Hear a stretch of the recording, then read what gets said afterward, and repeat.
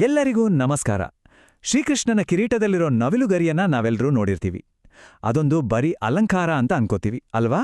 ಆದ್ರೆ ಅದರ ಹಿಂದೆ ಯುಗಗಳನ್ನೇ ದಾಟಿ ಬಂದಿರೋ ಒಂದು ದೊಡ್ಡ ಕಥೆನೇ ಇದೆ. ಬನ್ನಿ ಇವತ್ತು ಆ ಪ್ರಸಿದ್ಧ ಚಿಹ್ನೆಯ ಹಿಂದಿನ ರಹಸ್ಯ ಏನು ಅಂತ ತಿಳ್ಕೊಳ್ಳೋಣ. ಹೌದು, ಈ ಪ್ರಶ್ನೆ ಬಹುಶಃ ನಮ್ಮೆಲ್ಲರ ಮನಸ್ಸಲ್ಲೂ ಒಂದಲ್ಲ ಒಂದ್ಸಲ ಬಂದೇ ಇರುತ್ತೆ. ಕೃಷ್ಣನ ಪ್ರತಿಯೊಂದು ಚಿತ್ರದಲ್ಲೂ ಪ್ರತಿಯೊಂದು ಮೂರ್ತಿಯಲ್ಲೂ ಕಾಣಿಸಿಗೋ ಈ ನವಿಲುಗರಿಯ ಹಿಂದೆ ಒಂದು ತುಂಬಾನೇ ಆಳವಾದ ಭಾವನಾತ್ಮಕ ಕಥೆ ಇದೆ.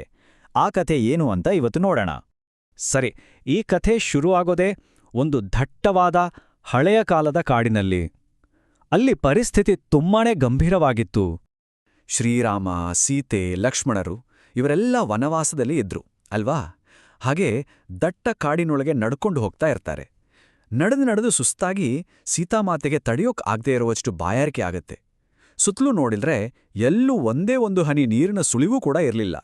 ಇನ್ನೇನು ಮಾಡೋದು ಅಂತ ತೋಚದೆ ಶ್ರೀರಾಮ ಕೈ ಮುಗಿದು ವನದೇವತೆಯನ್ನ ಪ್ರಾರ್ಥನೆ ಮಾಡ್ತಾನೆ. ತಾಯೇ ವನದೇವತೆ, ದಯವಿಟ್ಟು ಎಲ್ಲಾದ್ರೂ ನೀರಿದ್ರೆ ನಮಗೆ ದಾರಿ ತೋರಿಸು ಅಂತ ಬೇಡ್ಕೊಳ್ತಾನೆ. ಸರಿಯಾಗಿ ಇದೇ ಹೊತ್ತಲ್ಲಿ ಕಥೆಗೆ ಒಂದು ದೊಡ್ಡ ಟ್ವಿಸ್ಟ್ ಸಿಗುತ್ತೆ. ಅವರು ಊಹೇನು ಮಾಡಿರದ ಒಬ್ಬ ಗೈಡ್ ಅವರ ಮುಂದೆ ಪ್ರತ್ಯಕ್ಷವಾಗ್ತಾನೆ. ರಾಮನ ಪ್ರಾರ್ಥನೆಗೆ ಉತ್ತರ ಸಿಕ್ಕ ಹಾಗೆ ಅಲ್ಲಿಗೊಂದು ಸುಂದರವಾದ ನವಿಲು ಹಾರಿ ಬರುತ್ತೆ. ಅದು ಹತ್ತಿರದಲ್ಲೇ ಒಂದು ಸಣ್ಣ ಕೆರೆ ಇದೆ, ಬನ್ನಿ ನಾನ್ ದಾರಿ ತೋರಿಸ್ತೀನಿ ಅಂತ ಹೇಳುತ್ತೆ.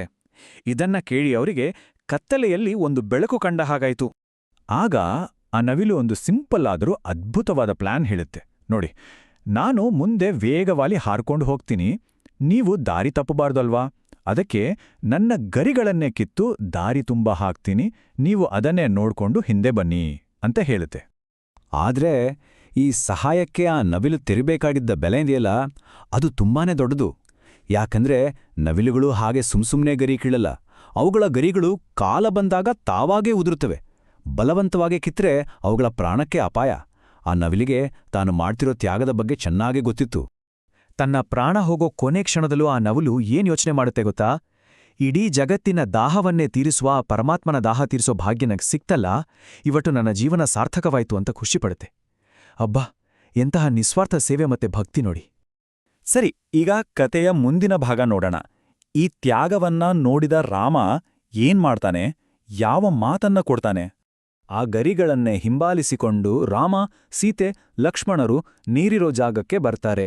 ಆದ್ರೆ ಅಲ್ಲಿ ಅವರು ನೋಡಿದ ದೃಶ್ಯ ಮನಸ್ಸಿಗೆ ತುಂಬಾನೇ ನೋವು ಕೊಡುವಂತಿತ್ತು. ಅವರಿಗೆ ದಾರಿ ತೋರಿಸಿದ ಆ ನಿಸ್ವಾರ್ಥಿ ನವಿಲು ತನ್ನ ಕೊನೆಯುಸಿರನ್ನ ಎಳೆಯುತ್ತಿತ್ತು. ಆ ದೃಶ್ಯ ನೋಡಿ ರಾಮನ ಮನಸ್ಸು ಕರಗೋಗುತ್ತೆ. ಆ ನವಿಲಿಗೆ ಒಂದು ವಚನವನ್ನ ಕೊಡ್ತಾನೆ. ನನ್ಗೋಸ್ಕರ ನಿನ್ನ ಪ್ರಾಣವನ್ನೇ ತ್ಯಾಗ ಮಾಡಿದ್ಯಾ, ನಾನು ನಿನಗೆ ಋಣಿಯಾಗ್ಬಿಟ್ಟೆ.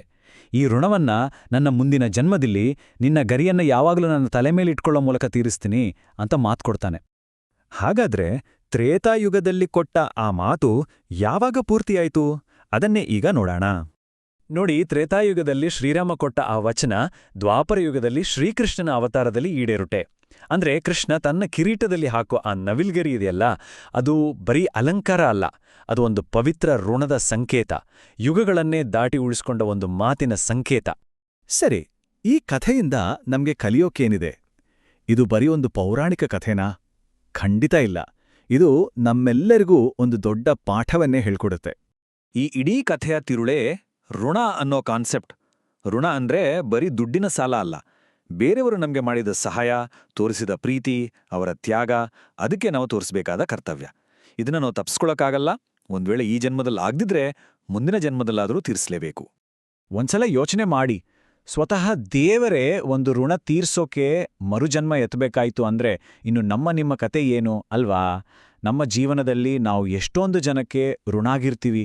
ನಮ್ಮ ತಂದೆ ತಾಯಿ, ಗುರುಗಳು, ಸ್ನೇಹಿತರು. ಅಷ್ಟೇ ಯಾಕೆ, ಈ ಪ್ರಕೃತಿಗೂ ಕೂಡ ನಾವು ಋಣಾಗಿರ್ತೀವಿ.